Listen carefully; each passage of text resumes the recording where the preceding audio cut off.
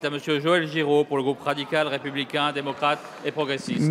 Merci Monsieur le Président. Ma question s'adresse à Monsieur le Premier ministre et a trait au financement du pacte de sécurité annoncé devant le Congrès par le Président de la République. Ce pacte prévoit de revenir au niveau d'effectifs de forces de sécurité, police, gendarmerie, renseignement, douane, qui préexistait en 2007 avant que des coupes sombres ne soient pratiquées dans les effectifs des corps correspondants. De plus, il n'y a plus aucune diminution d'effectifs au ministère de l'Intérieur d'ici 2019 de prévu, au profit des unités opérationnelles, mais aussi de la cyberdéfense et du renseignement. Le problème posé aujourd'hui est d'en trouver le financement sans dégrader les comptes de la nation et donc nos engagements européens de stabilité, sans peser pour autant sur la fiscalité des ménages et des entreprises. La Cour des comptes, dans son rapport du 11 septembre 2013 sur l'évolution et les conditions de maîtrise du crédit d'impôt recherche, le CIR, nous apporte une réponse. La France est en tête des dépenses des pays de l'OCDE pour l'avantage fiscal lié à la recherche et développement. Ce pourrait être parfait si nous étions aussi le pays qui a la meilleure efficience de la dépense. Or, que constate-t-on? Les groupes intégrés fiscalement peuvent légalement faire entrer ou sortir des entreprises du périmètre de leur intégration afin de bénéficier plus largement du CIR. Sur la période observée, qui correspond à l'élargissement de l'assiette du CIR, l'accroissement des dépenses déclarées, plus de 3 milliards d'euros, et surtout le fait de très grandes entreprises à hauteur de 2,4 milliards d'euros, alors que celles-ci n'ont pratiquement pas augmenté leurs dépenses de R&D. Alors que le coût du CIR, déjà élevé, est amené à croître davantage, 5,5 milliards d'euros sur le PLF 2016 au lieu de 3,35 en 2013. Il est nécessaire de recentrer cette dépense fiscale. Si le montant du CIR était calculé au niveau de chaque intégration et non des filiales, la Cour des comptes estime qu'il en résulterait une économie estimée à 530 millions d'euros en 2013. Aujourd'hui, si nous appliquons simplement la progressivité du CIR, l'économie serait de 870 millions d'euros.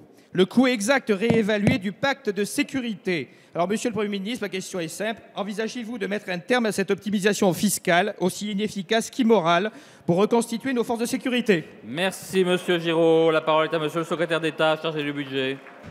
Merci Monsieur le Président, Mesdames, Messieurs les députés, Monsieur le député Joël Giraud. L'outil du crédit impôt recherche remplit son objectif. Il est d'avoir un effet de levier sur les dépenses de recherche des entreprises.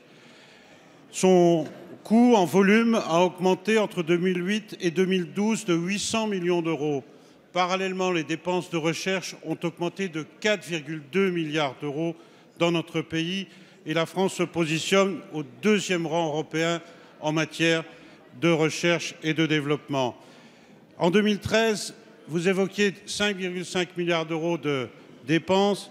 Eh bien, 2,4 milliards étaient consacrés aux grandes entreprises, 1,4 aux PME et 2,4 aux ETI. Donc les PME et les ETI bénéficient du crédit impôt recherche, qui est un dispositif contrôlé. Le contrôle sécurise tout le monde, aussi bien les bénéficiaires que le Parlement et le gouvernement en matière de contrôle et de bonne gestion de l'argent public.